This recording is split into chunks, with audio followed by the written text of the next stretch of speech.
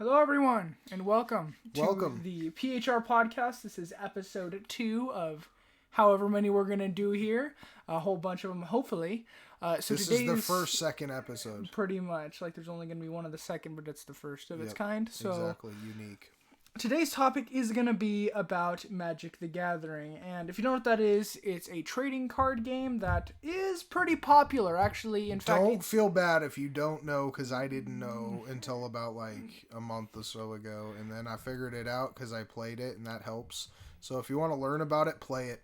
Yeah, I mean, it's kind of a new-ish card game. I mean, card games aren't that old, but it was 1993, so it's around not... when I was a kid, so it ain't that new. Yeah, but, 25 plus, what was that like? At least. I'm going to be 40 pretty soon, So almost 30 years of... Yeah, it's been around a while. Like 27, I believe, yeah. I invented it when I was 10. Pretty much, But I just found out about a month ago, so...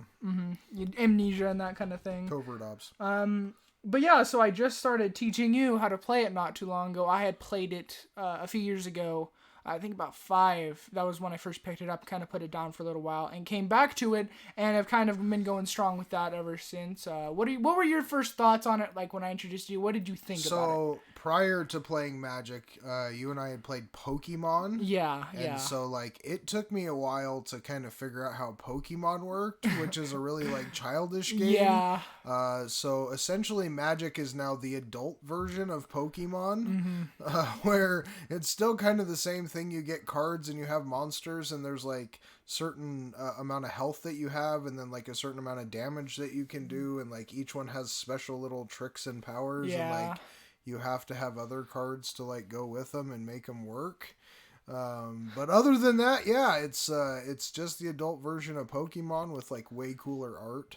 Oh yeah, definitely. They put a lot of work in there, even from the beginning. Like the art back then, I mean, it's shifted. A lot of stuff has shifted, and it looks more professional. Well, not professional, but like softer and I don't know, more like CGI almost than like drawn and hand painted, which it is a lot of times. But they've just perfected it to a bigger extent. Can hire more people and more professional people. Yeah. But there are times where they go back into old formats, where they reprint old cards with old art, and it's kind of cool to see.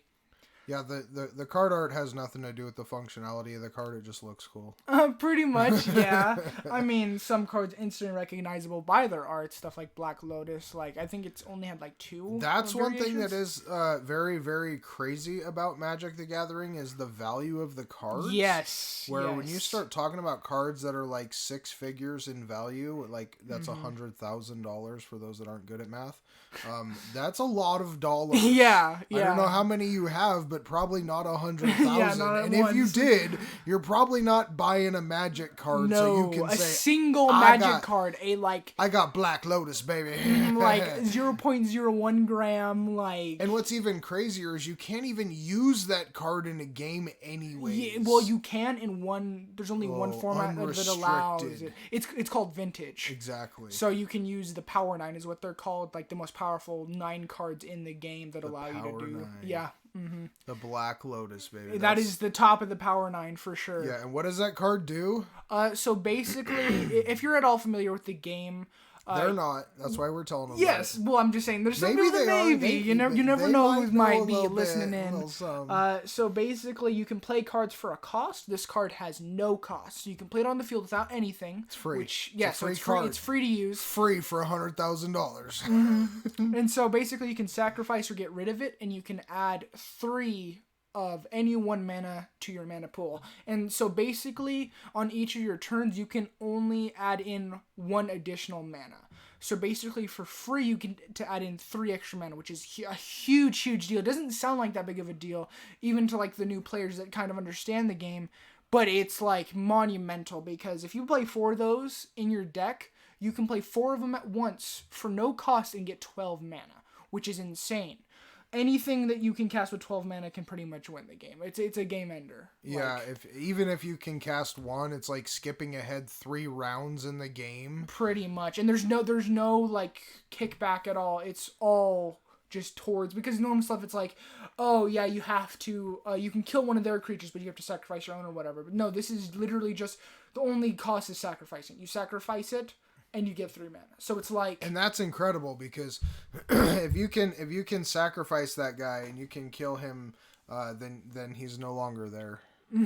yeah. But also, if you can get 4 mana and you can do that 3 mana and you can do that 4 times, that's basically only $500,000 you have to spend on your deck. Well, I mean, there was a card that sold for like $160,000, but it was the most premium version you could pretty much get. It was Alpha, which is the most rare version. There was only, I think, about 11,000 of that card printed. In Alpha, so it was very low print run, only like 2 million. Like in who has them all? I go talk to that guy. Yeah, if one person owned them all, he would have to be, like a Jeff Bezos or something like that, because you would be spending Jeff's lot. The guy with all the magic Mr. cards. Jeff, that'd be such a weird thing. You if he knew came that's out as where like all the magic... money came from, is the value of these magic cards. It's not actually the company he owns. Yeah, it's not Amazon. Amazon ship and stuff has nothing that's on second magic rate cards. compared to owning all the magic. So if you want to get really rich, buy stock in Jeff Bezos magic. Mm-hmm. And that's the crazy thing is that's such a huge part of magic is like, finance. There's MTG What's it finance. called? The finance and the economics and all that. Where they it's one thing is it's really easy to get into because when you buy something like a sealed booster box, which is you buy booster packs and they come with like 36 or whatever. That can vary, but 36 is kind of the standard. And almost always the value of the box is more than what you can get with opening the packs. So when you buy those boxes, that value will not change depending on what the meta is. It's like, if these cards worked well together, it doesn't matter. Like, the whole box is what people are buying. It's the mystery. It's not the individual cards. So when you buy that, let's say someone bought like $10,000 worth of one set of booster boxes. That will begin to appreciate, especially within like the next 5 years. Those values can like triple a lot of times. Only if crazy. They become demanded and they're not opened and.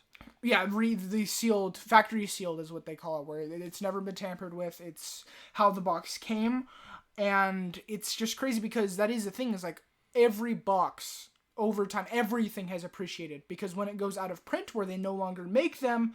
Then it's scarcity. There's no longer, I can get more of this. The only way to get that is from other people who have already bought it.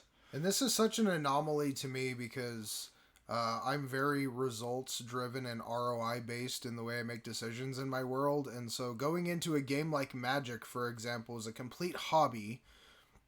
So you have to really enjoy the process of playing the game. But secondly, in order to play the game well, you have to have the right combinations of cards that do specific things, and the best way to get those cards is to specifically buy individual cards, yet the most magical and profitable way to be involved in this is to actually open random packs of cards that you have no idea what you're getting and probably won't actually help you play the game better. And even the cards that help you play the game better are not necessarily the ones that are worth the most money, and the ones that are worth the most money are not necessarily going to help you in the game all the time. Yeah. So it's a very weird thing of how they determine the value of the cards and like what your intentions are. If you want to, make it really awesome in your own head that you have these amazing cards that could possibly be good, then buy a booster box and never open it and sit it on your shelf and like make a non-opening unboxing video because just show people, hey, I've got this thing I'm never going to open. But like, if you actually want to play the game well, you can look up pre-constructed decks and it'll tell you everything that needs to be in it, and then you just go buy those cards specifically. Yes, that is definitely a large factor, but the thing is that at least something that I like is besides banned cards, you can pretty much play any sort of card. Like I said, like the Power 9, which are like insanely overpowered and like, oh my god, people shouldn't be using this. It is a playable card in Vintage, and the way, at least the way they've organized these ways of playing, it allows people, it's kind of like, I don't know, like men's sports and women's sports, where it's like you're playing on the field of people that have the equipment to play at that level. So it's like the people who are playing Vintage have spent a lot of money, like tens of thousands of dollars on their decks. So this is to save that Pee-wee, T-ball team from playing against the actual MLB stars. Pretty much, that will yeah. Throw The 100-mile-an-hour curveball down your throat. Yeah, Save the children. There's definitely stuff put in place, and even I don't know if it's specifically with Magic. I don't think I've actually played an official tournament before. But at least with Pokemon, there was always age ranges. So even though you could be playing in the same format, of course, someone who's like 8 isn't going to play the same as a 32-year-old. It's just the way they're savants. Yeah, it's just like that's Pokemon savants. That's something I don't think I'd ever hear come out of anyone's mouth as a Pokemon savant. Well, that's what we're working with today. Well, that is the thing though, is like Pokemon savants and Magic the Gathering saving the children. Saving the children. Yep. Yeah. I don't know. It is very interesting because it's not specifically like a pay-to-win game because there are counters to everything. You can beat the rich people. Pretty much. I mean, that also depends on what you're using. There's also... But it's case by case. It's not just because you spend $100,000 on a card. We're looking to take down the money bags, you know. You must use the most powerful card of all, your credit card. Oh. That is a very used term with all of these. That's pretty games. clever. I like that. It's probably on a shirt somewhere. We'll put it in the description, guys. The slogan. Yeah, and then you can comment on it. Say, make your own variations of. Yeah, the credit card let's policy. Make this meme blow up, guys. Oh, it's not like it's already a meme or anything, you know. Well, we're gonna do it. Tossed around. If you're listening to this and you're the memer, make sure that you blow us up. Yeah, virally. Yeah, we want to make all the views. Yeah, view it up. I don't know, man. It is very much a weird thing, and I've played a lot of them. I've played Yu-Gi-Oh, Pokemon, and Magic, and I've dealt with a lot of people who play these games. And I gotta say, I probably prefer Magic the most. And that's partly because in Yu-Gi-Oh's all over the place. Well, the thing is, Pokemon is like for children on the go.